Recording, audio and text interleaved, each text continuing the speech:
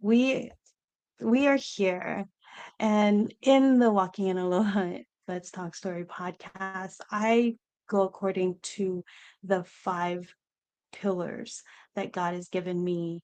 And aloha means so much to so many different people. But here on this podcast, it is affirmations and actions, leadership and love, overcoming obstacles, health and healing, and acute awareness.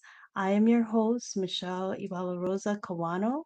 I'm a speaker, author, and creative coach. And here I believe that your voice matters. Your story carries power. And when you walk in aloha, you live your God given potential. Today's guest is a heart led speaker and empowerment coach who helps individuals and teams move beyond pressure and performance into authenticity and genuine connection. She believes that when people feel seen, and that they belong.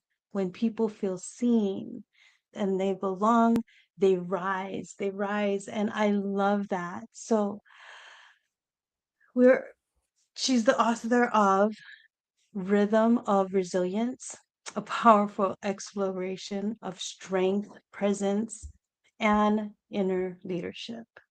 So please welcome the beautiful and brilliant Vula Dendrinos. Vula, Wow. welcome to the Let's Talk Story podcast. And before we dive into any of all of that, any of the frameworks and leaderships and all of the things, I just want to say aloha. And I want you to Aloha. tell us more about what shaped you into the woman who now sits here with us and speaks about belonging, about authenticity, and leading from the heart. Wow. Firstly, Michelle, thank you for that most gracious introduction. Thank you so much. I'm very humbled. Um, it's an honor to be here with you and your lovely audience. So, thank you for the invitation. What has led me to sit before you today? Wow. What a big question. Uh, wow. Where do I begin? Um, as far back as I can recall, I have I have memories dating right back to when I was a tiny, tiny baby, and it was proven by my mum when I was referring to a memory, and she said, "You couldn't possibly remember that. You were only like 10 months old." And I'm like, "Oh, I remember it." I was vividly reenacting everything from the color of the chairs and what she was wearing and what I said. And my first words in that scene was, leave me to do it myself. So, moving on from that, I remember other memories as a child where always speaking about love, wanting people to be loving to one another and understanding and seeing the world through this wonderment, which is childlike, and that hasn't changed. And I do recall the most vivid memory of all was one day I would have been about 6 or 7, sitting next to my mother after having endured another awful, um, there's no other way of putting this other than beating by my father, unfortunately. And Mm. we witnessed this as children. And I remember looking at her sad face and saying, "It's okay, Mama. I will teach Dad." And she said, "Oh, sweetie, you're not a boy. You couldn't possibly teach Oh, him. What could you do? You're not strong enough." And I said, "Oh, Mum, I'm not going to do what Daddy does. I'm going to teach him with my words." So, this is one of the reasons, and this drive has stayed with me since childhood, through my adolescence, and well into my now later years, my nicer later years, and am driven to help people in any way I possibly can, to feel love, to experience love, to recognize love in all its beauty and all its forms. that's so beautiful. Like how you speak of remembering things from your past that people are like, can't possibly remember, I know. but you never know, and I never put it past anyone when they tell me something like, if you remember, or if that happened, then that's what happened, you know? It is so amazing. I But oftentimes question myself, thinking, "Am I remembering things, or did somebody tell me?" But no, it's clear memory. yeah. Was there a defining moment where you realized that this is the work I am called to do? Was that Oh, when my you were a my child? entire it was that moment, one, and when I was around 11 going into 12 when I started high school, 'cause I always skipped a year, 'cause being born in March, I recently just had my birthday. Mhm. And I was sitting next to my then favorite teacher. I'm quite the introvert, and I didn't hang out with many of the cliquey groups and stuff with the on the playground. So I would oftentimes find myself walking alongside the teacher on yard duty, and I would sit with them and just chat. And she turned to me, this lovely lady, Louisa Haviett, her name was, God bless her, and she said, "Vula, what would you like to be when you're older? What would you like to do?" And I said, "Write poetry and help people." Oh, And so I've always said it. Help people is among my top 2 to 3 answers, but always is up there. Um, and help wow. people in any way possible. That is so good Mm. to know that, ever since you were younger. That is so good. Yeah, it was a So drive. It's a let's pull. start. Yes, yeah, it's a Mm, pull, right? So yeah. let's start with the Aloha Always framework of questions that I sent. And I usually do this with all of my guests. That is the one thing that I've found over this past 2 years, I think, that I've been doing this. And the Aloha framework, I see that people walk in aloha in their very own ways all across the globe. And even Mhm. though, like I said, I live here in Hawaii, I was born and raised here on the island, I never knew how far aloha can go. And this shows me that in aloha, God is in that. And that when we share aloha, and even here in Hawaii, I work at the airport and people leave and they're talking to me and they're like, there's something about here. I saw it. This one lady told me, she goes, I saw it on TV and I thought it was just fake. I thought it was like, oh, people are acting on this show. And she goes, and then I come here and people are really It's like that. real. People are like, for real. That's what she told me. She's like, "People Uh, are like that for real. It's not just on TV." And no. I said, that is the aloha spirit, and, you now have it because now you recognized it. There is gonna be something in you that shift and change, and you're gonna take it with you. But the one thing you cannot do is you cannot keep it to yourself, you need to share it. I said, where are you flying off to?" And she goes, "Oh, I live in Chicago," or something like that, and I said, "Then take it with you to Chicago." And she was like, Beautiful. "Oh my gosh, this is so crazy."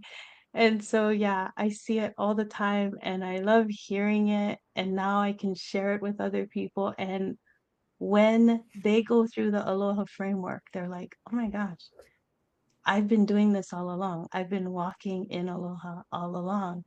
And I said, yeah, that's the one thing that unites us, that keeps everyone, no matter where I've gone to, I've traveled the world, and now I speak to people all over the world, that I can see that connection.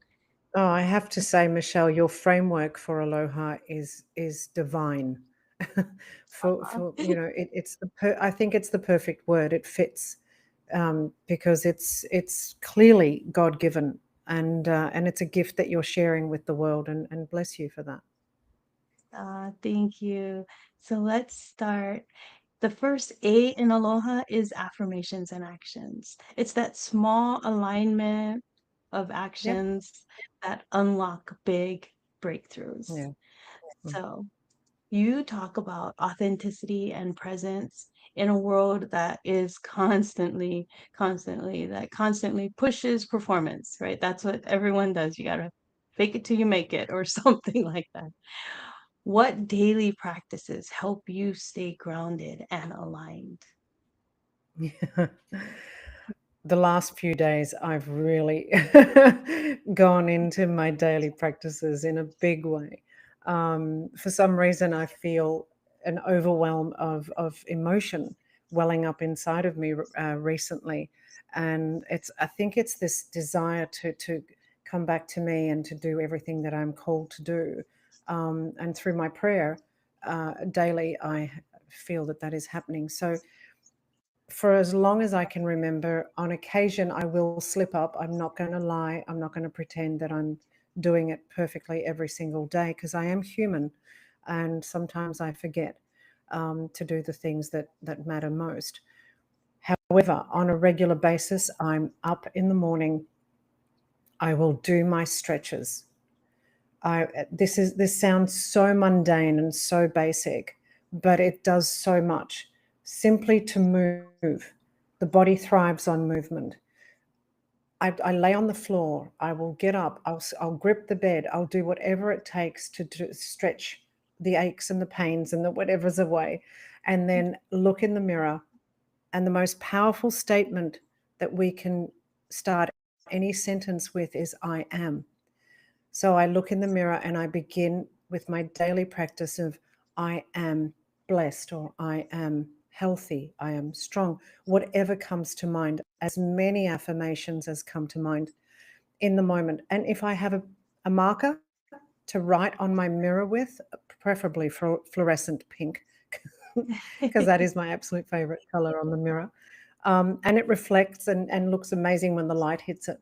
I do write it on there as well, and then I'll either erase it and rewrite it the next day, or change it up the next day, or leave it for a week and then change it up accordingly. So I am every day. I am healthy. I am strong. I am loved. I am love. I am goddess. I am connected to the divine. Whatever comes and feels natural. That's what I do. Yeah, that is so good. And to use I am, it's, the Bible, it says that he is the great I am. And they asked, who sent you? Who would I say sent me? And he said, say, I am. And Mm. it's like we were created in the image of our Father. We were created to be the creatives that we are.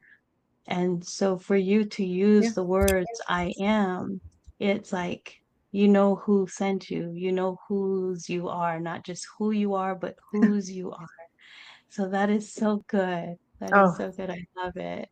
oh, Michelle, you just gave me goosebumps from head to toe because you've reminded me of a childhood memory, another childhood memory, where I oftentimes felt connected to this divine power, and Mhm. I would drop to my knees as a 3-year-old and look above and cry and just speak. Yeah. That's the thing, That's like even the little children, they don't know.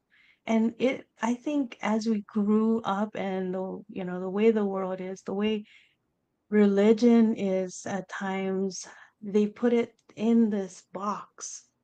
But how is it possible that they can put it in a box when the children don't even know about the box? Yet they can, you know what I mean? Like you said, you drop on your knees and you know that there's someone greater than you are, right? Mm, How would that happen when they don't even know yet? And that's how I was too as exactly. a child. I would always I was going through so much, like I was injured since I was a little kid. I had all kind of things wrong with my leg, and I just knew that I was talking to someone greater than me and I would be okay. That feeling Yeah, like how do yeah. how do they now cram it all into this one box and say you have to be this certain way, and you're like, children don't know about the box, yet they speak to God. How is that Yeah. possible? So you can't.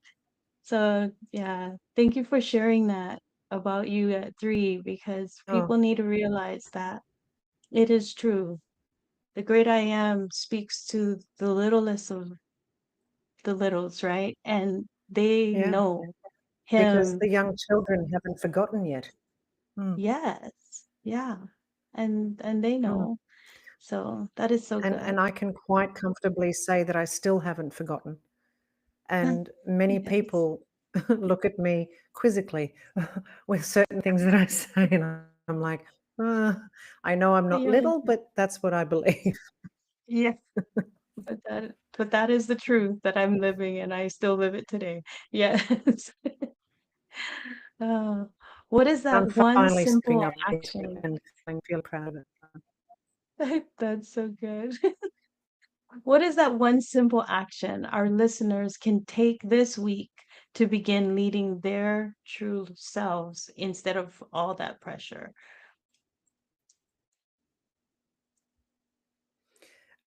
Um, honestly, that exactly what I mentioned earlier, at the risk of sounding repetitive or Yeah. boring, it's that simple. Stand up, have a big stretch, whatever your capacities are. You don't have to be an athlete, you don't have to be a gymnast.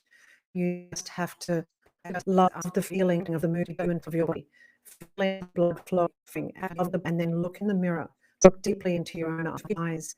It is one of the most fulfilling activities you can do in your day, to start the day, to end the day.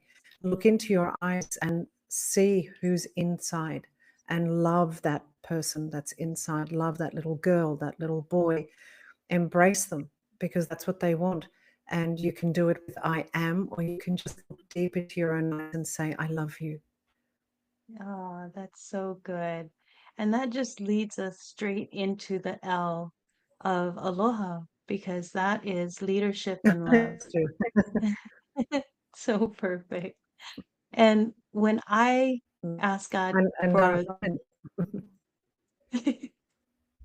when I ask God for the words that would help me to write my book, Walking in Aloha: 5 Steps to Living Your God Potential Life, and he said, I gave you everything in aloha, I didn't understand until I started writing it out. And leadership and love, through the domestic violence that I was coming out of, I realized that's what it was. I had to lead myself out with love. I had to know that I was loved.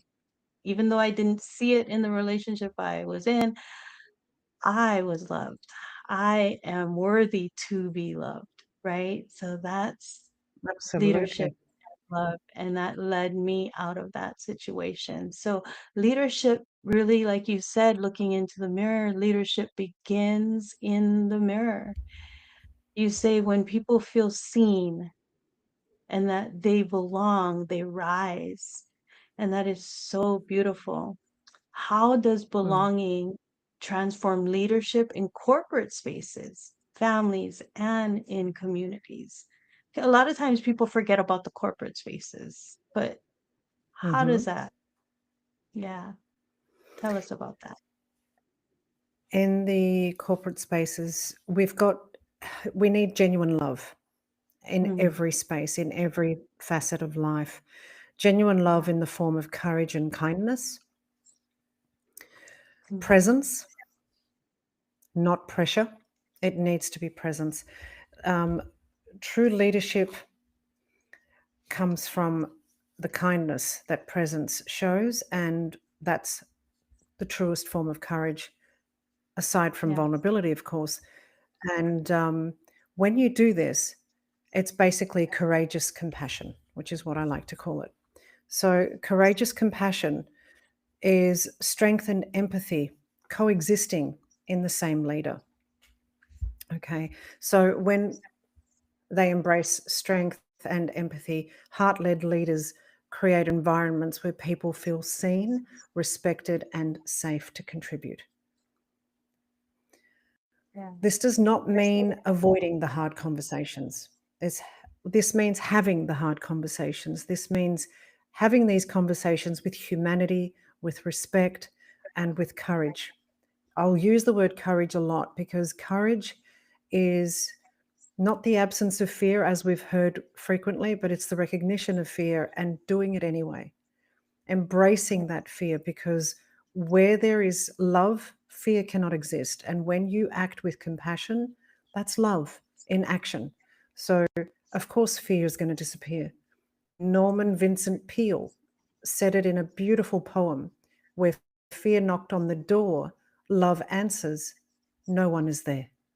It's that simple. Sounds cliche, but it's that simple. Love, removes fear. It helps you embrace fear and use it as fuel rather than a toxin to stop you or repel you from doing what you're born to do. So, compassion is not softness, it's one of the strongest leadership skills a human can develop. Yeah, that is so good. People like I said, people forget. And I was on with another guest, and he was saying, I don't really look at love in like the workplace, because you don't love people in your workplace, and I could understand. He was talking about the romantic kind of love where you have love for your, Yeah. your And spouse this or is the your common misunderstanding. The common yes, yeah. misunderstanding of the word love. Will use love, I love you, and your husband, your wife, your child, your mother, your father. And then you'll use the exact same word to refer to bacon. I love bacon. Um, and it's still not a romantic connection. People forget that love is all encompassing. It's all about what we display to another human being in the Uh-huh. form of kindness, respect, space, listening, Yeah. time, a hug. It's not romantic, it's Yeah. human. And that's one thing that, as he prepared for the podcast, because I used the framework with all of my guests, he said at first that's what he thought, like, I don't love the people in my workplace. And then he said, wait, no, that is love, because I care about them. I care about what happens, not just at work, but if their family members are sick or Yeah. something is happening at home, he cares. And he goes, I Yeah. genuinely, and he was like getting all teary eyed. He's like, I genuinely care for the people that work for me, and he's like, I said, that is because you love the people that work for you, That like, is such a beautiful breakthrough. Well done. yes. Well done. Yeah. Yeah, And so you just tell him it's because you love them, and it's not a absolutely. bad thing to use the word in that sense, because Absolutely. it is love. Caring is love. To give that helping hand to another human being is love, that kind of thing. You have to just realize that God is a God of love. So why wouldn't he put that in us? Yeah. So let me ask you this one. And like, how do we create that psychological safety without losing accountability or excellence in this leadership and love? Again, with the genuine love, the kindness, the courage that comes from that, being present, um, the power of one. It's all about just softening, listening, embracing the other human being, recognizing that we are all human. A true leader shines by example. Yeah. They are the person that is the example to follow, not the cautionary tale of what to avoid becoming. They, as a leader, have so much self awareness that they allow the other person to shine because they recognize their own values and their triggers and their shortfalls, and they're respectful of being proactive, not reactive, and they give the other people permission to do that also. So that is Yeah. that contains the psychology of the environment in a healthy way, to being productive and not losing anything, gaining more so. Yeah. That is so good. Yeah, it preserves that. So good. So Mm. the O in aloha is overcoming obstacles. Your voice is a weapon, not a wound. And so resilience isn't territory, it's lived. In writing The Rhythm of Resilience, what personal storms did you have to confront? Wow. That was the rhythm of resilience. May I show the book? Oh, yes, Um, please just do. quickly. That's it. It's only a little Oh, book. It's a little blurb of my life, if you will. It's the uh-huh. pre I think it's the preview to the bigger book, which will eventually come about. So it'll have a completely different title. But that's me on the cover there. Um, in order to write this little tiny book, which I like to consider a handbook, so you can throw it in your handbag and refer to it because it's got a couple of little easy to refer to sections to remind you of the powers of God and things that we've been given, the choices, the power of choice Mhm. rather, and the power of forgiveness, which are two of them, all encompassing from love. Nausea, anxiety, to get back to the original question, nausea, anxiety, fear, all of these walls kept coming up. Um, Mm. oh, I don't know how I'm going to do this. Oh, the emotional roller coaster. Oh, my Lord, I can't do this. So I faced all of this in writing this book. I actually engaged the assistance of my friend in Melbourne, Claire, who's what do you call her? She's a research journalist. So she's really Yeah. good in finding facts and removing the emotion. There's no fluff. It's all Yeah. about get the facts down on paper. So she was my editor. She was brilliant.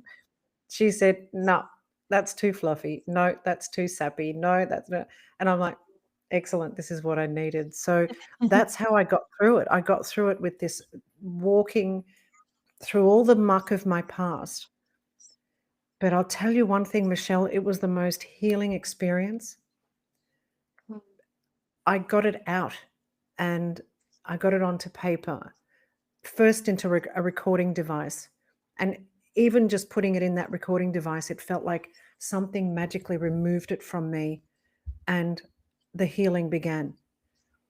And the book was written 5 years ago, almost six now. And the last 6 years have been amazing, just going from strength to strength because of it. That is amazing.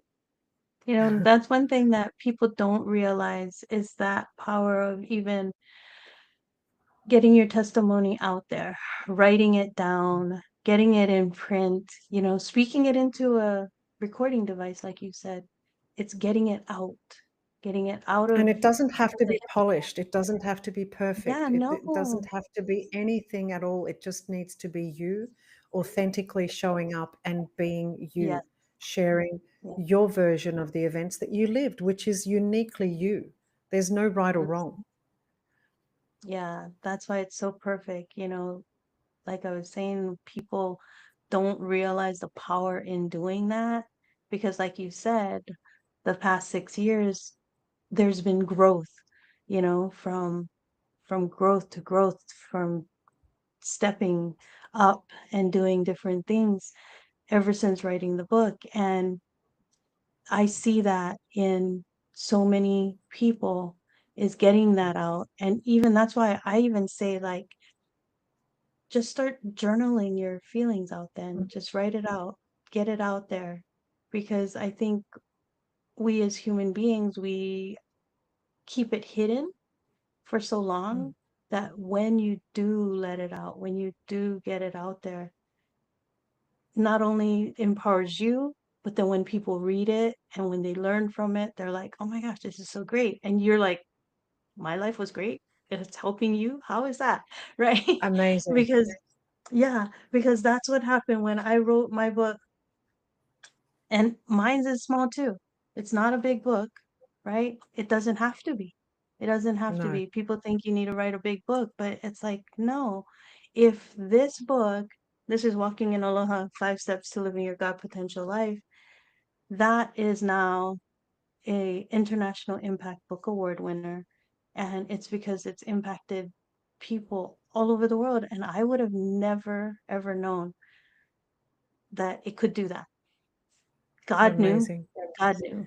So I'm a little, just giving I still, forgive me, I still feel a little embarrassed by the fact that it's quite small, but still, it's got a lot of powerful messages in it, and oftentimes Yeah, I find myself rereading it to remind myself because we take a step forward, but we sometimes do get dragged back a step or two, and that's perfectly normal as well. So be yeah, kind to yourself, and that's another form of love, saying it's yeah, okay to not be okay today. I will need to read reread some resources or talk to a friend and get that out, off my chest. It's all good. right. That is good. And that is the Mm. resilience that we have, right? And Yeah, that goes to my next question. we have, What did resilience look like in your own life? Not the polished version, mm. but the actual real one. One thing I realized is that I'm far more resilient than I ever gave myself credit for. Yeah. I never realized how resilient I actually was. The day I fully embraced it was only recently. And yet, almost 20 years ago, when I first became a single mum and I was working feverishly to raise my three children on a shoestring budget, a lovely psychologist that I was referred to, whom I told, I'm only going to waste your time. I don't know what there's nothing for me to share with you for you to help me with. Even though I was a babbling mess when my friend recommended I call him, um, he said, tell me why you're wasting my time. And within 3 minutes, he stopped me and said, not only are you surprising me that you're able to come here and sit upright, he says, you are by far the strongest woman I've ever met. And I only shared like a tip of the iceberg. I, I didn't believe him at the time. I just cried. And since then, I've been reflecting, his words oftentimes echoing in my mind. And I reflect and I think, wow, I am resilient. I was mum and dad to three children because unfortunately, there were two dads because I was married to an arranged husband and then to a second husband very quickly, had three beautiful children. My story is very roller coastery, but the fathers didn't have as much input as they should have. Bless them, they did the best they knew how at the time, and I know that they probably are living with some regret right now. How and God be with them, but it forced me to be mum and dad to three children, and my daughter gave me a Father's Day card within the first 2 years of me raising them on my own, and I thought that was rather sweet. I laughed. Um, the irony of life is that my greatest challenges and my greatest difficulties, my most painful moments, have actually been my greatest blessings. Because through Mm, those experiences, I taught me or learned through those experiences, or they were taught to me, um, the very facts that I had so many resources, so many avenues of healing that I wasn't even aware of. I didn't realize how much strength I possessed, how much ability to see the brighter side of something that was absolutely ugly and terrifying. How to make a difficult moment become not so much pleasant, but to realize the blessing in it, to see the blessing in it, and to be able to pass that on to another human being when I finally realized it fully. So, and all of that has forged who I am. It forged my resilience. And the day I recognized, wow, I am strong, was the day I finally set myself free. And what can I say? That's been the journey, and it's yes, ongoing, and it's brilliant, and I'm very grateful for every experience because it has made me the beautiful and amazing woman you see before you. that is so good. You know, even for you to say that made me the beautiful woman, because there's a lot of women, they can't even say that about themselves. right? I You couldn't. ever I couldn't realize for that? years, Yeah, Michelle. Yeah, yeah, I couldn't for years. And this is why I encourage all women, all people of from anywhere, just to look in the mirror, look into your own eyes, which is what I was told many years ago. It took me a long time mhm, to do it. And the first time I successfully managed it, I cried. I cried yeah, a river of tears whilst still staring into my own eyes. And it was the most beautiful breakthrough moment. It yeah, doesn't heal everything immediately. However, it's a wonderful step one. yeah. And Yeah. The H in Aloha is that health and healing. And like I said, God walked me through all of this. And so that's how I noticed that people have walked through it in their own lives. Like you were saying, it was hard, but then Yeah. came that healing. So it's so good because God can't heal what we keep hiding, right? No, He just can't. absolutely And not. so many Yeah. and so that's why like for you to say, "Oh, it was you never could do that," because I recognize that in a lot of people, not just women, more so women, but not just women, where they're like, I have a hard time saying anything good about myself, like that. Like they have a hard time. And Yeah. when you do the hard work, when you do that hard work, that's when things start to shift and change and the healing begins, right? So the health and healing, and that's just in our own selves, but it goes out into the world. So many high achievers operate from pressure, burnout, or fear of that being not enough. What does emotional and relational health mean to you today? Oh, wow. That's a fabulous question. And it's very deep. Just to take a little step back and just to remind Mm, everyone this cover photo of me as a 3-year-old, I just want to go back very briefly in to make a segue and question. That was the final memory of my innocence and childhood and or the innocent part of my much portion of my childhood, because it was around that time when I started witnessing my father brutally beating my mum, mm, and it changed everything. So from the age of 3, I was forced to grow very quickly.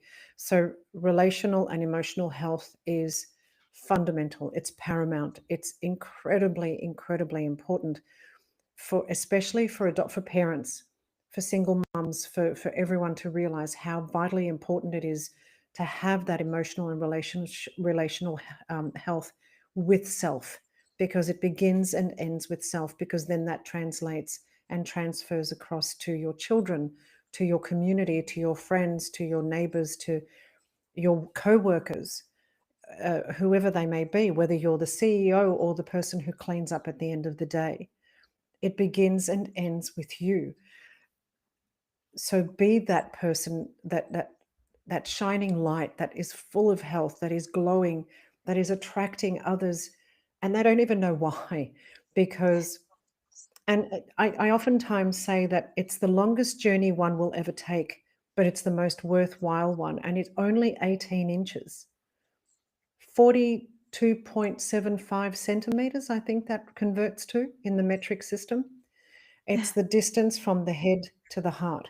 When you're in your head, you are lying to yourself. You are living in ego. You are living in arrogance and fear and falsities and fake stuff. And no, no, that's not where you want to be. So you leave the headspace, you travel those 18 inches all the way down into this most beautiful gift that was given to all of us, the heart, where authenticity lives, where confidence grows and thrives, where it thinks and it feels, and it gives you love abundantly. When we say, I love you from the bottom of my heart, the baseline of the heart, it's been proven to have a larger electromagnetic field than that of the brain.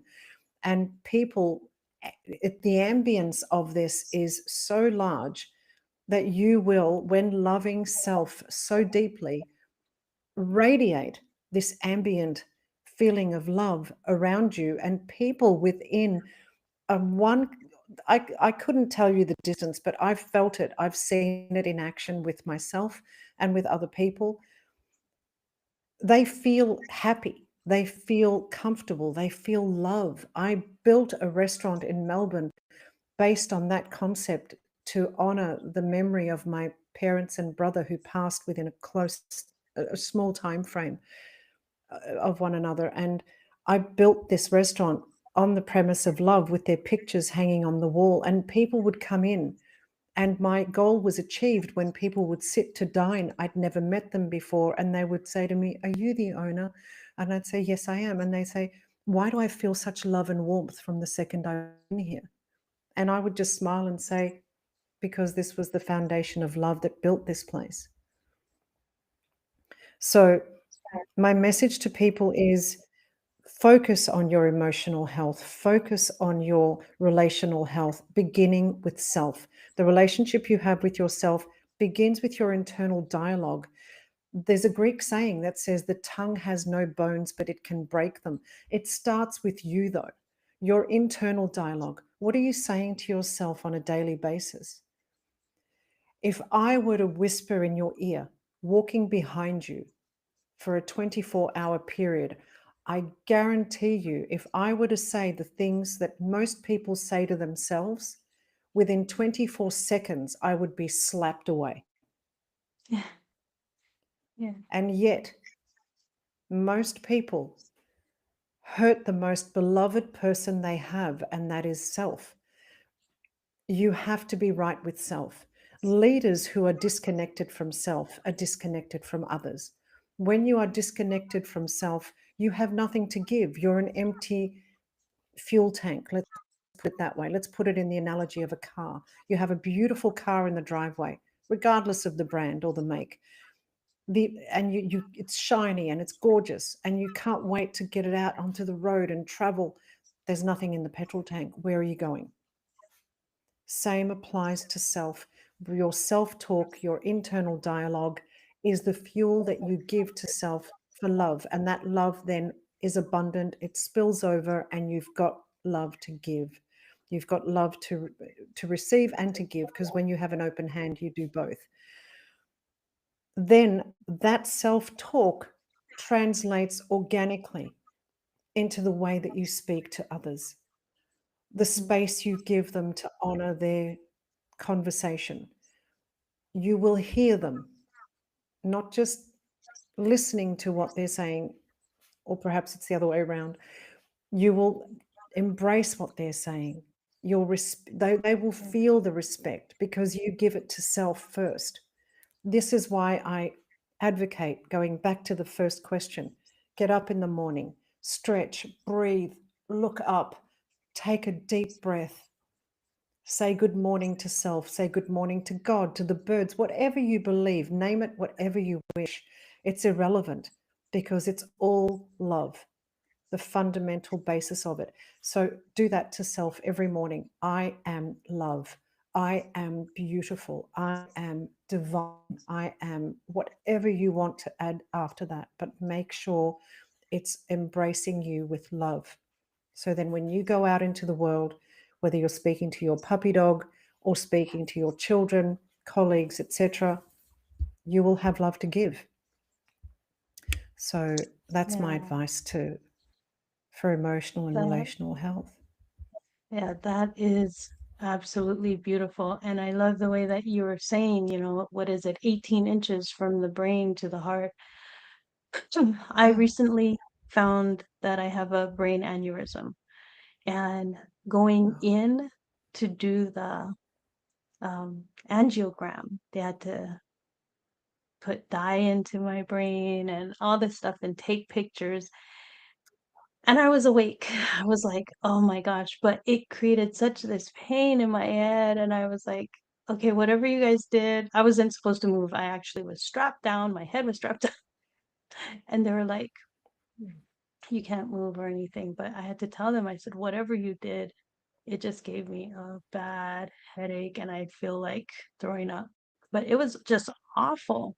But when I got the report back, I learned something about my brain, and I have I don't even know how to pronounce it. That's how much I know about it.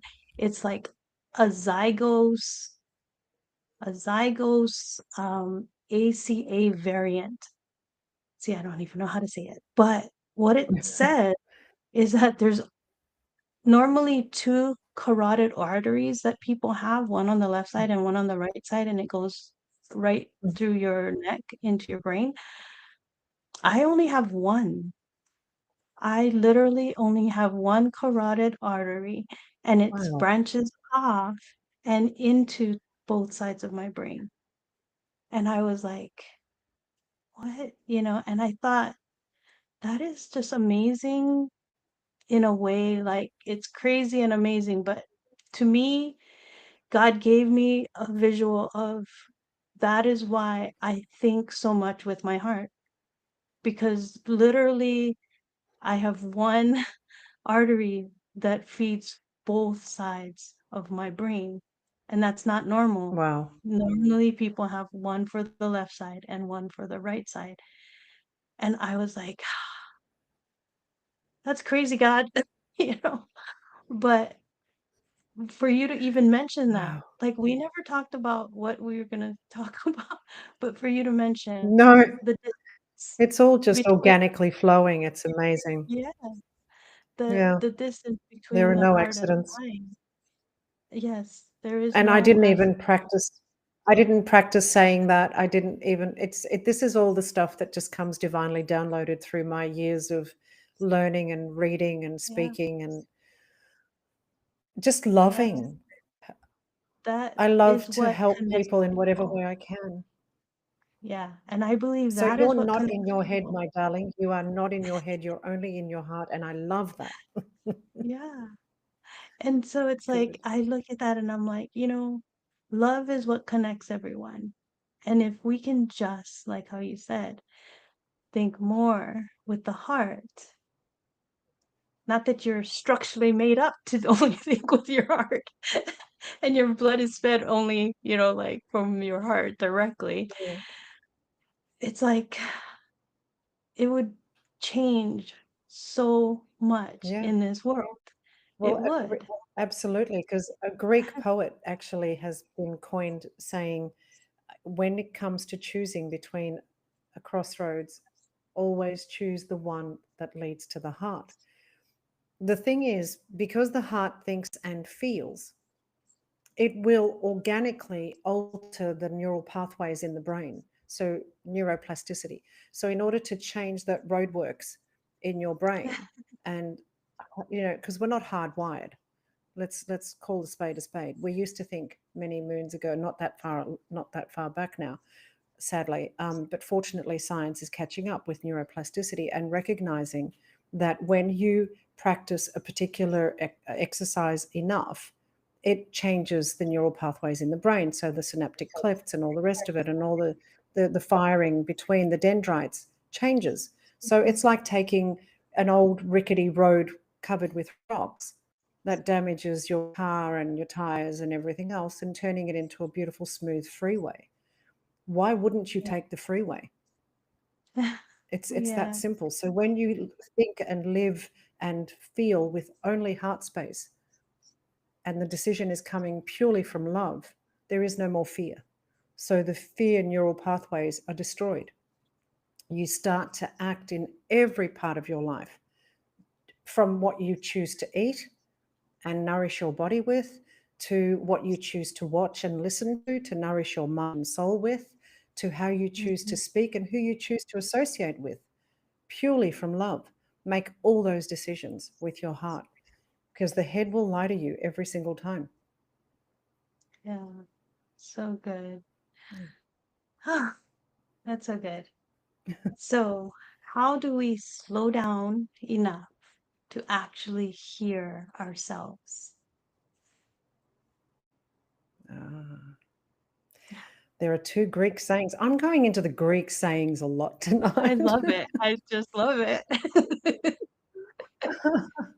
So there are two Greek sayings that I want to, you've just triggered them off for me right now. So, one of them that I absolutely love, and I have recently reminded myself of because I went through a moment where I was a bit road runnerish and going rah rah rah rah, and I thought, wait a minute, I'm missing the view, Yeah. like traveling too fast. Got to slow down. The journey is the destination. All that. So this particular saying is very simple. It's just to live long, live slow. Oh, I love that. So when you slow down, everything takes a different perspective. You start to see the rock formations. Here in Greece, where I live, is absolutely gorgeous. I drive along the road, which on one side is mountain and the other side is endless ocean. And when I drive at 70 kilometers an hour, much to the chagrin of other drivers because there's windy roads, but I don't oftentimes think, oh, I didn't even see that. What was that back there? Then I slow down to 40 or 50 kilometers an hour when I'm in cruise mode. And I think, oh, this is the way to do it. So you slow down, you take a breath, you have a moment of silence within, and you're listening.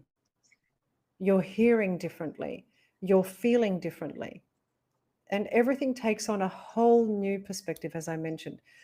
The other saying I want to talk about that my mum used to use a lot, and I often look at her quizzically and say, what are you talking about? Doesn't make sense. I'm going slow because I'm in a hurry. Sorry, repeat That's that it. again. Because you're in a hurry. I'm going slowly because I'm in a hurry. Um, So that is I good. like to think that's a bit like the tortoise and the hare. So Yeah. who wins the race at the end of the day? Slow and steady. So slow down, come back to self, take a deep breath, regain self awareness, because it's in self awareness mode where once again, I recap, we recognize our triggers, we recognize our truest values, and then we start to slow down. We remove ourselves from below the line thinking or up to above the line thinking. That's one of the pillars that I teach. And in above the line thinking, there's love. And I've created a little acronym of four AR, which means accountability, responsibility. When you're in that phase and in that frame of mind, nobody's to blame. It's all you. You're all good. You're creating the intention, you're creating the outcome, and you're aware of this. However, if you are going too fast, you're in ego, fear mode, you're in headspace, you're below the line. And I've acronymed that as BED, BED. You're blaming, you're making excuses, and you're in denial. So Mm, wrap yourself up in a blanket, get back in bed, no, stay. that is so good. That is just, I need to replay this. That's how good it is. I know I'm gonna be one to just be reading, and so when I do edit the podcast and when I don't normally tell people what I do in the background, but this is what I do. I need to look at the words, right? When people speak, because I don't want their closed caps to come out and it's wrong. So I will literally listen to the words they're saying and watch the words that's going down at the bottom so that I can make sure to stop it when a word comes out wrong or if they're saying something. And there was one time I actually was talking about meeting and it said, I am meat. That's what the bottom part said. And so you're like, oh no, my gosh, you need to change that. But for this right now, I feel like I am going to be editing and writing down a lot because Oh, sweetie, uh, bless you. I Can I am be honest, getting Michelle? I would love to see that transcript because oftentimes when I'm coaching or when I'm speaking, when I yeah. tap in, it's divine download. I say this conviction. It's divine. I will not remember a word of what I've said, Yeah. So definitely I will give you the and entire that just transcript it's genuine. because yes, I'm feeling so But I emotional right repeat now it a because lot. but that's good. It's like you follow your heart so much that it's like when they say you are a vessel that God works through, and because of the way you are, because of your openness, your genuine heart, God can work through you so much easier because it's when people put up the fake, it's when people put up that facade and try to make everything so perfect that they literally are blocking off what God has to say because they're trying to be perfect. So with you, the Yeah, way and you there are is no right such now, thing as I'm like, it's so good. So I thank you. I That's just really wanted to kind. say that because I feel so emotional right now because like I said, they found that aneurysm. Um they discovered that I have a structure. I'm built differently from other people. The artery, like the single artery, and then it later branches off into both sides, both hemispheres of my brain, the left side and the right side. The Mm, aneurysm literally sits on the stem of that Y. So that is why they can't work on it. They won't touch it until it's like a threat. They just have to leave it alone because it's more risky for them to do something about it than, just to leave it. And I'm like, um, that doesn't sound good for me. That's how I felt at first. I'm like, that doesn't sound good for me. But then I realized if I'm built this way, if I'm made this way, and they can't touch it right now, then so be it. And let me do everything I can as long as I can, right? yeah, Because now you're like, well, I don't know. I don't know. But I don't want to focus on the part where I'm afraid or I'm scared because then that will just no, no, no, hinder me. So I'm like, exactly. no.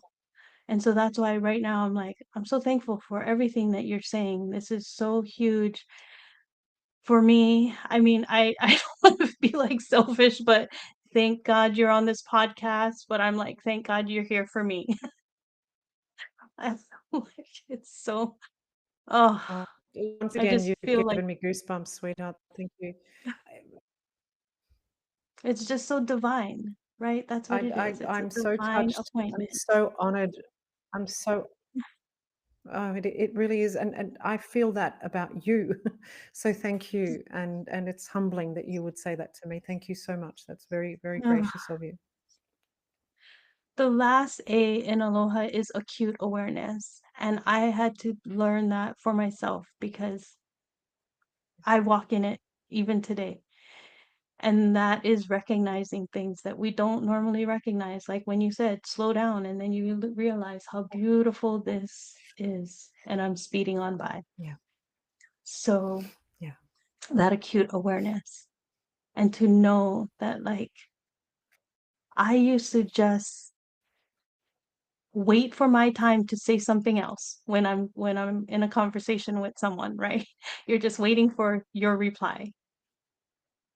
Now it's like talking to more people and sitting with more people across the globe. I'm like, you know what? People need to do more of this. They need to sit and yeah, not wait for their next time to talk, but actually sit and be aware and listen to what the other person is saying. And that's why I'm like, we need to sit down and talk story more, that kind of thing. People need that connection and yeah, be aware of the fact that this world is going to go by so fast. You don't know when your time is, but be aware of that you were created to create impact, impact. And I believe that is what you are doing right now. yeah. presence is so powerful, but it does require awareness. It does. We need to be acutely aware. So, in all of this, how do we cultivate deeper self awareness in a distracted world? Yeah. How do we absolutely, how do we create self-awareness in a distracted world? Um,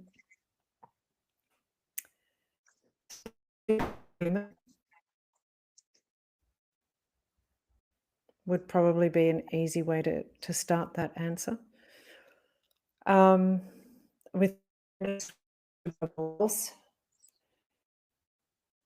once again, I want to step into the above and below the line thinking, which covers own accountability, responsibility, blame, excuses, and ownership, responsible.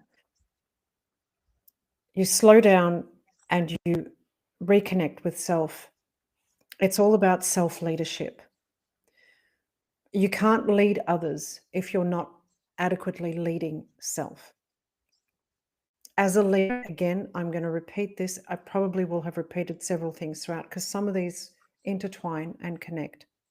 As you can see, you've got to be the example that others will want to follow, not a cautionary tale, which I'll say, oh God, don't be like her or don't be like him.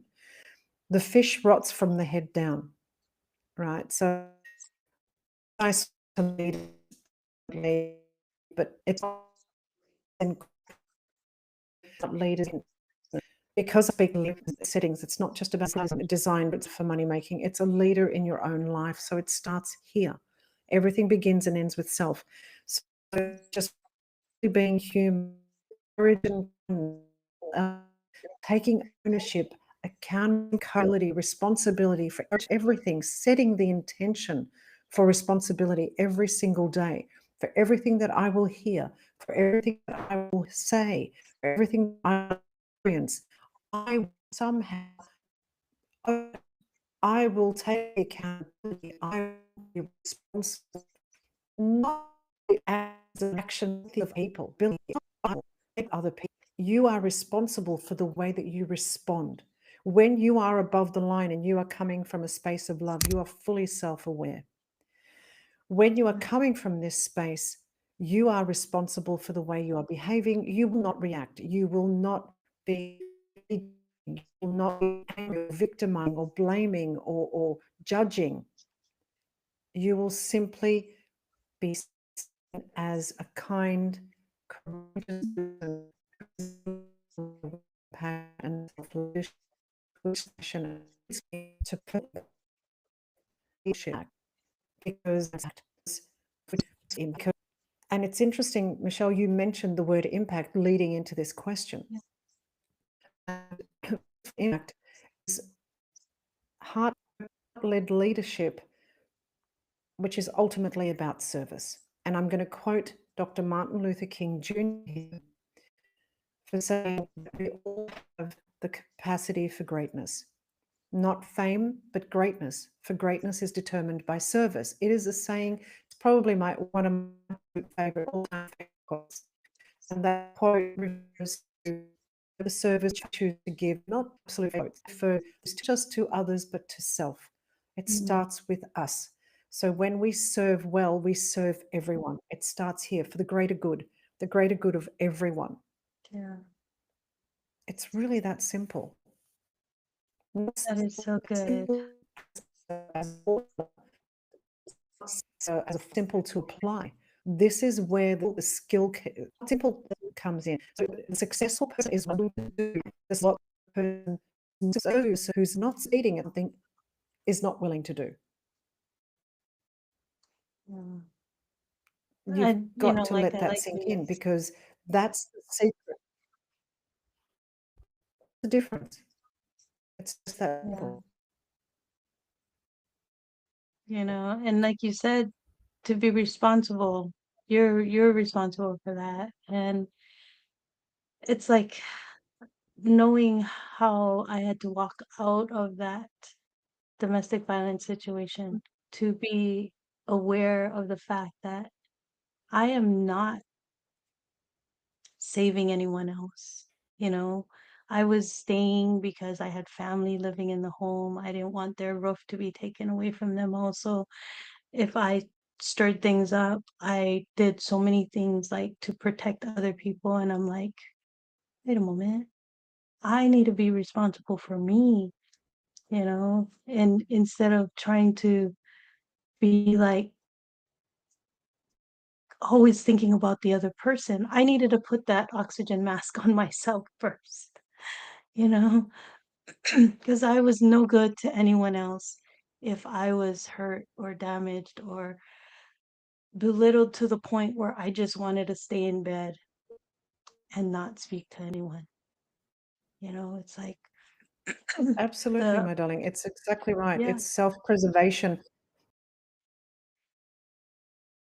Oh no, we lost Vula for a moment here, and let's pray that she comes back. I know that we were having a little bit of a audio issue, but I didn't think I was going to lose her completely. So I pray that everything is going to work out and she can get back in. She's been so amazing and wonderful with everything that she's saying. As I said before, we walk in aloha in our own ways across the globe, just across the globe. So to sit with Rula, who is in Greece right now, she is in Athens, Greece, not Aspen, Athens, Greece. And it is 11 hours or 12 hours, I think, ahead. So she's looking at midnight. And I just hope that she can get back in. Let me try to see and message her on Facebook and see if she is able to get back in.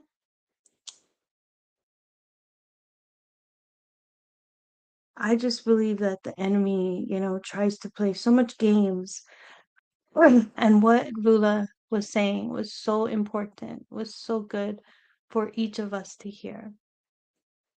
And the distractions and the things that come across, because we don't fight against flesh and blood. We fight against the principalities and the spirits. I don't know how to quote it.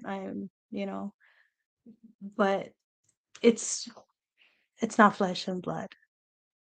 It is there's spiritual battles out there. And when things are so good, when things mean so much, the enemy wants to play games. And yes, praise God, she is back. She is back.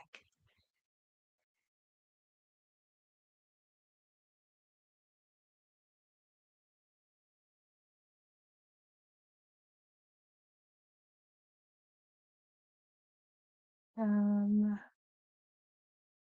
okay, it's hi, can you hear me? Rula, are you there?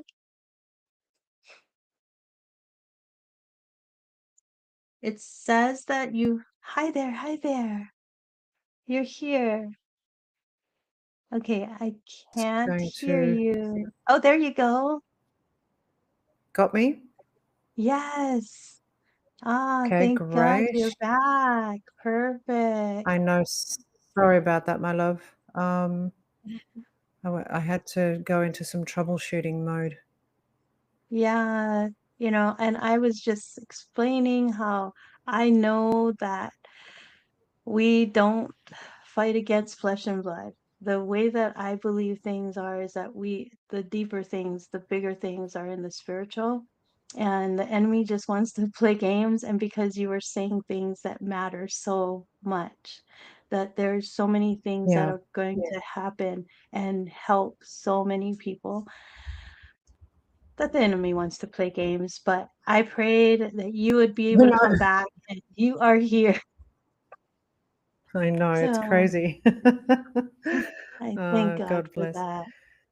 And I was just about to So I text just you I and just ask wanted you. I was like, oh, yeah. I just wanted like, to add, before we got cut out, I was going to add that when just a little bit of added information, that when leaders connect to their, this is something that I actually have written and what want leaders to know and everyone to know wherever they lead in their life, self and beyond. When leaders connect their actions to purpose and contribution, they mhm, inspire people to move beyond ego and toward collective good. I did yes, touch on the collective good of others, not just for self. So that's how I wanted to frame it. Heart centered leadership asks three questions: how can I lift others? How can I create meaningful change? How can I leave people and places better than I found them? Because we don't want to be the person who's most impressive in the room. If you want to leave a memorable impression, then be the person who opens hearts and creates space and leads with love. that is so good. It's, yeah, Yes, because it is that collective good, yeah, the collective good. I have um written 2 books, and then I promised God that I will publish something every year, and that was my goal, my I don't know, I felt like, Lord, if you can continue to let me write and publish and send my message to the world, then I will write and publish something every year. And the title Voices of Aloha came up, and I was like, okay, I got it. Lord, I am right here. I'm going to try to do this. And I was like writing, and I was in Alaska, and I was writing, and I was having such a hard time. Like, why am I struggling? I usually words come easy if I'm writing. A lot of times it doesn't come so easy if I'm speaking it, but if I'm writing, it's so much better for me. And I was struggling, and I was like, what is wrong with this, right? And usually I pray for a title or a topic or something that God gives me, and Voices of Aloha was so strong, it kept coming back. And so I'm like, Lord, if this is what you want me to do, why is it so hard? And he said, voices. That's what I heard. I heard voices, and I was like, okay, yeah, I am. I'm doing what I'm writing down how I got my voice, and like how I'm speaking to other people now. And then I realized he wasn't talking about one voice. He was saying, I need a choir of voices. And I was like, a choir. And so I realized that Voices of Aloha wasn't my book, wasn't just something that I wrote, but to get other people's stories into this one book. And I was like, it's that collaborative, it's the being, that multiplier, right? You can come out and you can begin your journey for you at first, like you said, you put on that oxygen mask. It begins with self, but really, it's not just for you. It's not. It's so that yeah, you can take what you are doing and spread it to the world. And God gave me a vision of gardens. Like, I'm not planting my own garden, I'm helping other people to plant theirs. And I was so excited. I was telling my husband, and I was like, oh my gosh, this is what I'm doing. I was so excited at the fact that I am now helping other people. And then I got on the interview. I was highlighted as one of the authors for the International Impact Book Award, and they highlighted me as one of the authors for this year. And I was like on there, and she goes, Michelle, you have become the multiplier. And I was like, I've never heard it from someone else. And yeah. I didn't tell her anything about what happened and how I was feeling and what I was like practically joyful screaming, yelling at my husband, like, "Oh my gosh, this is what I'm doing." That's you so know? cool. That And is when she so said, cool. "You have become the multiplier," and I was like, "Oh my goodness, you Yep. are right." I see that, I see that now, and how That's I so can good. help other people Yeah. to plant their own gardens, right?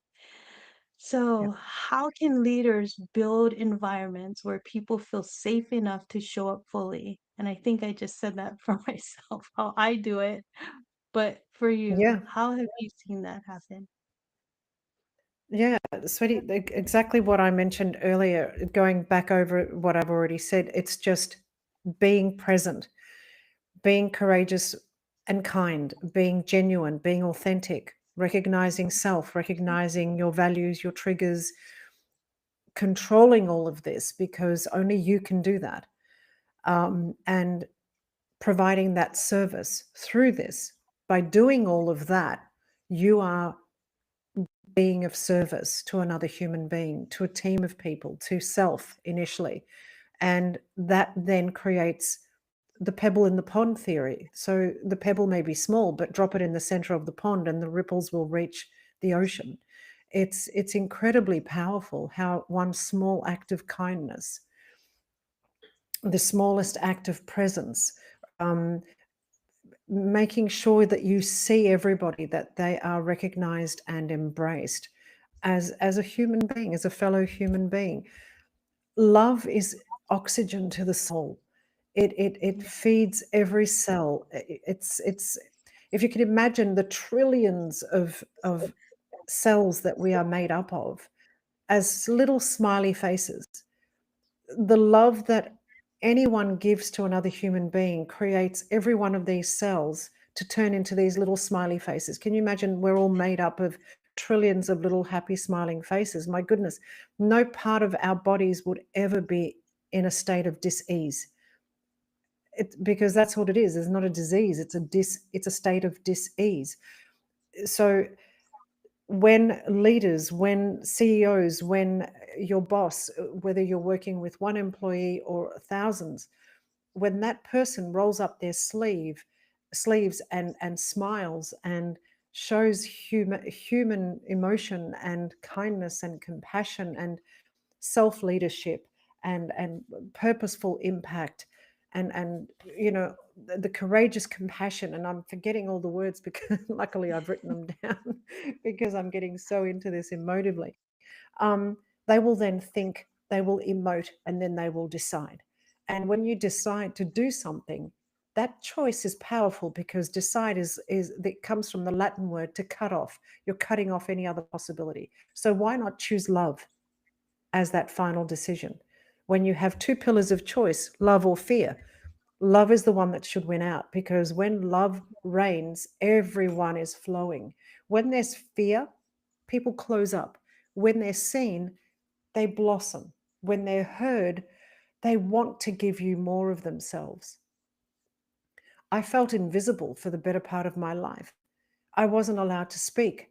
I was only to be seen and not heard. I was the only daughter to a very strict, very authoritative, tyrannical Greek man with these old fashioned beliefs and values that I must be seen and not heard. I must be spoken to, never speak. I was married off to an arranged husband. I was not allowed to date. I was not allowed to. So many rules and regulations. And even the man that I married in the end to save my mother's life because she begged me not to run away. 6 months after I met him, I didn't know him. I wasn't allowed to get to know him either. I married a complete stranger just to appease my father, just to save my mother's, well, just to save my mother's life. God bless her. It was an act of love. It was a self sacrificial act of love, but I'm not here to stand before you as a martyr and say, oh, woe is me. What did I do? I sacrificed. I did nothing of the sort. I did what I did out of love. It was a Yeah. choice and it was for the greater good. And Yeah. that's all I ask of anyone. And not everyone is going to have something so dramatic. One day I want to write this into sort of like a stand-up comedy routine so I can lighten the load even more so. But Bottom line, I married a complete stranger. Okay, but I've got three beautiful kids to show for it. It was the start of a most beautiful life that has been challenging. It has been an up and down journey, but the most difficult roads take us to the most beautiful destinations. So Mhm. take the high road. Don't be afraid to make that decision to help another human being. Do it carefully, obviously. Don't get involved in anything that's potentially life threatening. If you can help someone, do it. It's as simple as maybe giving them a smile. You could change the course of their life. I remember being stuck in traffic when I drove limousines for a spell in Melbourne just to survive, raising three children. And I was stuck in the most hideous bumper to bumper traffic. Nobody was moving up or down. Where I was stopped, I was just looking, I must have looked really sad because something just drew my attention. You know, when you feel someone looking at you, and I looked up and there was this man in a truck and he looked worse for wear, bless him. He had the most beautiful smile, waited for me to look at him. He must have been looking at me for a while because he was just waiting for me to look at him. As soon as I looked at him, he went, and I just went, "Oh my God." And I'm thinking, "Oh my God, I must have looked awful." And he's like, "That's the way." Because as soon as I smiled, he was happy. He looked away and he drove off when the traffic moved. The most pivotal moment from a complete stranger, bless his heart. I didn't know him, didn't will never meet him. I don't know if I have. I don't know his name. God bless him. But the most simple act of a little smile and changed the course of my day. I was feeling miserable. I was in a marriage that I didn't want to be in. I wanted to leave. I wanted to run and hide and change the course of my life. So you never know that word you will speak. Tongue has no bones, but it can break them. What you say to self, to others, can be the difference that it makes for their life. Make it a good one for you and for others. That is so good. So good. And I know that your words just, like you said, it is just a divine download because it'll just help so many people because it is just moving me right now. So I know, so good. Now, if someone Bless you, listening right sweetie. now feels unseen or unheard, like they just don't belong, what would you say directly to them? Because I know that there are people right now that may be sitting here and listening, whether it's on video or just audio, whatever it is, listening to this podcast, and they're like, I'm feeling that way. I feel unseen. I feel unheard. I don't belong. What would you say directly to them? This moves me. It actually moves me to tears because, as I said earlier, for the longest time I felt unseen, and I was seen in that silly little story. I was seen by a complete stranger when I couldn't see myself. I would tell them directly, "You are seen. I see you. Stand up. Be the beautiful you were born to be. Do not." There's another Greek saying that's jumping out. It's my mum. She's here. She's present. Stand at your height, not the height that others have told you to stand at. Raise Mm, your flag and walk tall. It's a very long Greek saying, mm. but it's a powerful one. So Yes. stand at your height. You've got this. You can. I know you can. You have the power within you. You always have had it. As cliche as that sounds, I had a little boy, 5-year old, trembling when I was teaching swimming, another life, another hat. He was trembling 5 meters away from the pool. He was on the floor, just standing away from the pool, trembling. And I said, within 9 hours, I had him jumping through hoops into the water, retrieving objects from the bottom of the pool. His grandmother couldn't believe her eyes. I said, he had it in him. I did nothing. All I did was unlock a door that he thought was locked permanently. He he had it all along. And all I did was say little things to him like this.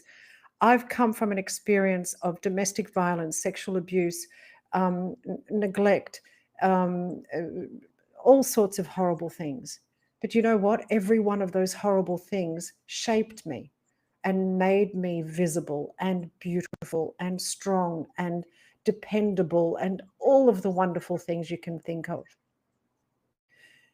That is Yeah. what those experiences do for you.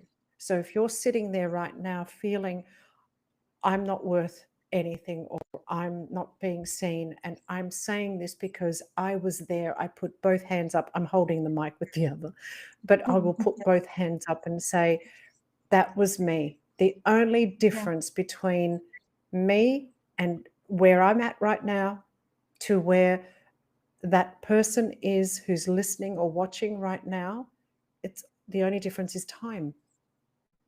Give yourself time. Allow yourself to breathe. Tomorrow is another day. It's a blessing. When the sun comes up, it's a new birth. Live it, embrace it, get up, stretch, look in the mirror, see the beauty that you have within you, and let the world see it too. I see you. I love you. And I love you, and I don't want anything back from you. I don't need you to give me anything for me to love you. It is genuine, it is heartfelt. That is so good. There's so many people in the world who are so alone and they don't hear that enough, that they are seen, No, that they are loved, that yes, even though we can be across the globe from each other, love has no boundaries. Love has no boundaries. They none. don't, love doesn't know that there's a whole ocean between me and someone else or whatever it is. Just knowing that love connects everyone is so important. And to say, I see you. I I know what it's like to walk through all those hard things and I see you. So Yeah, knowing that you're not alone, you're not alone. no, When no. when I was going through the domestic violence, you feel very alone. The Oh person that gosh, you're yeah, with, that is like what they want you to feel. They really want you to yeah, feel alone. They want you to feel isolated and that nobody will care about what you have to say. Nobody will care, knowing that this is happening because nobody cares about you. That is all a lie. and it is total lie. And they convince you that you are nothing without them, that you have Mhm. nowhere else to go, that there is no one else that will want you. And you start believing these stories, and it's this Yeah, story that keeps repeating. This is why, please get out of your head and into your heart. It's the yeah. shortest, longest journey you'll ever take. It is The shortest, so, longest so, journey. I love that. It's yeah. the shortest, longest journey you'll ever take. That is good. You need to write that down because you need to put that somewhere. It just came. God bless you, and it's Oh, the most worthwhile journey. It will give you so much because you yeah. are worth it. Every person listening, every person, even the ones who haven't heard this yet, but they will eventually. Whether I say it personally to them, whether they watch the podcast, whether we do another one, Michelle, whatever comes, Yeah. everyone is worthy of love, and everyone is capable of standing and being seen and deserves that. No one has the right to stifle, to dim your light. Let that light shine. Be the example for others to rise to and say, I want to be there, because I didn't think I could. And it frightened the hell out of me. It was like, oh my Lord, no, no, no, no, no, I can't do this. I will watch others from the sidelines. I will make sure that I cheer them on. I'll be the best cheerleader ever. But I lived through this story that I knew I didn't live through for nothing. I know that there's someone out there who perhaps needs to read my book, who perhaps needs to just hear me say, I see you.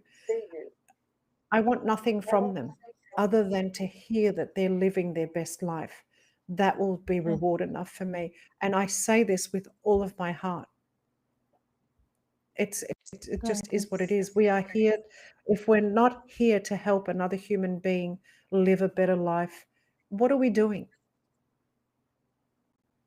Yeah. I'm gonna look up the scripture because I don't want to quote it wrong, but it is Genesis 50:20, and I know that it will let me get it. So it's the story of Joseph, and this is when they all come back and they're now with him, and they're like, "Oh my gosh, we did so much wrong. There was so much pain that happened and things that happened in his life." And he said, "Don't be afraid. I am in the place of God. You intended to harm me, but God intended it for good to accomplish what is now being done, the saving of many lives." Yeah. Amen. So, yes. And it's like we don't That wraps it realize, up in like, a nutshell right there. yes, That's a beautiful, beautiful scripture. because we've gone through so much and we think, why all that? Why all that? And that's why I always refer back to this Genesis 50:20. So, And the second we stop asking why and say why not, mhm, we're moving in a different direction. It's as simple as just one word difference, and it changes yeah, the course of your life. It's like, why not me? Not why yeah, me? Why not yeah, me? Change yeah, the tonality, change the emphasis, add one extra word, exactly. and look at the difference. Yes, because maybe it is because we were built different. Maybe it's Yeah, because we were made different and that we have what it takes to now take all that pain and share it with the world. So yeah. that is so incredible. Thank you so much. This has been amazing. And thank It you for has been. May I say reminding. just one Yes. small thing that I want to add at the end? I also work with the Yes. acronym HEART, so much along the lines of Aloha, where H Nice. is for honesty with self, E is empathy for others, A is authentic courage, R is responsibility in action, and T is transformational impact. So lead with love from the heart. And if only one thing is remembered from this entire talk, is I want everyone to walk away showing love, knowing that showing love and kindness in Mhm. everything we do and say, everywhere we go, that's a superpower. That Yes, that is is the so ultimate good. form of courage. It is not a weakness, it is a true strength. So do that. Don't judge others. Let them be Yeah, seen. Let them feel loved and connected with you, and lead from the heart. Thank you for that your is time. so, yeah, that is amazing. Thank you so much for reminding us that leadership isn't about louder voices. It's not about anything taking care of ourselves, leading with love. And your heart acronym is amazing. But it's really, truly about that deeper connection. So good. This has been amazing, Vula, and I thank you so Thank much you, for Michelle. everything. It really has. Thank It you. it was a very divine download, as you were saying. So, family, Ohana, everyone listening right now, if today's conversation spoke to you, then share this episode because there may have been somebody who needed to hear it that just didn't get it. But Yeah, you are now that vessel. You are now that vessel. Now you can be that multiplier. And when you do, start the dialogue, start talking, talk story. That is what truly is needed to show that people are seen, that people are not alone, that you do everything starting with your heart. So, Yeah. Vula, how can people connect with you and explore your work and grab your book, or how do they keep connected with you?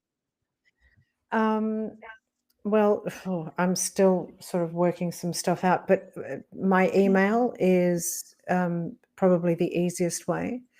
Would you like me to say it or? Yes, yes, please. Yeah. It's a bit of a wordy one. It's akrivi, AKRIVI, .d@icloud.com. So that Okay. would be the easiest way to get a hold of me quickly. On Facebook, I am Akrivi Dendrinos, so not Vula, but you can type in Vula if you wish, or on Instagram at Akrivi Dendrinos, so AKRIVI Dendrinos. Okay. I love that. Like acroby. It sounds so nice. I like the Oh, do way you? that you say it too. Akrivi? It's Well, it acroby. literally is the Greek word for expensive. So Oh, that is so good. I've had many Yeah. judgment calls just on my name. I'm like, oh. Oh, but like I said, this has been incredible. And everyone, thank you Thanks. for being here, Vula. Thank you for sharing with us. Everyone, thank you for joining us. And if you're listening to this later, do share, because now you become that multiplier. You become that vessel that God is working through. So if this has touched you the way that it has touched me, remember that we were created by the Creator to be creatives. And like Alvula is doing right now, expressing herself through this podcast, through her writing, through her speaking, you can do the same. So you can be heard and seen. And your time is now. Don't wait, because Yeah. as I know, we don't know when is our time. We don't know Mm. the things that can happen, you know. And yeah, I have this aneurysm, but I am not going to let my disabilities disable me from the calling that God has on Amen. my life. So I know that there is more to do. So Amen, sweetie. You're everyone, not defining yourself by that. Well done. Well done. no, Power not to at you, all. darling. That's amazing. That is amazing. So thank you so much again, Vula. And To oh, all the I beautiful just people listening, thank you to you. God bless you for inviting me. It has been an amazing experience, and I thank you with all my heart. thank you, everyone. Until next time, this is the Walking in Aloha Let's Talk Story podcast. My name is Michelle Ibalorosa Kawano, and this is Vula Dendrinos. Thank you for teaching me You say that so how nice. the words are spoken in Greece. It's like in Hawaii. So I need to It remember is. It that. is. It's beautiful. Yes. Yeah. Everyone, keep walking in aloha, because I have shown Aloha. you right now and I have seen it so many times before. Love connects us all. And through the Walking in Aloha Let's Talk Story podcast, aloha has united so many people. So until next Yeah. time, aloha and ahuiho. Aloha.